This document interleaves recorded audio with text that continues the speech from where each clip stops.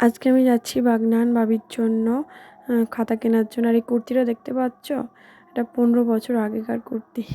তো আজকে হচ্ছে 3 তারিখ জানুয়ারি মাসের প্রথম। সবাইকে হ্যাপি নিউ ইয়ার। একটু দেরি হয়ে গেল বলতে। আর বাগনান আমি চলে এসেছি, কিছু খাতা কিনবো, স্কুল শুরু হয়ে গেছে। তো কাল থেকে স্কুল স্টার্ট, সেজন্য কিছু খাতা কিনলাম, এটা মলাট কিনলাম, পাউরুটি কিনলাম ওর জন্য, আর ওর প্রিয় লাড্ডু কিনলাম। আর ঠেসে ঠুসে একদম বাজার করে নিলাম। বিশেষ করে গাজর আর বিটটা আমার খুব ভালো লাগে, তো ওটা নিয়ে নিলাম। কিছু বাজার করে এবার স্টেশনের দিকে যাচ্ছি। ট্রেনে প্রচুর ভিড়। বাড়িতে এসে ফ্রেশ হলাম, কোমরের যন্ত্রণা, পিঠের যন্ত্রণা।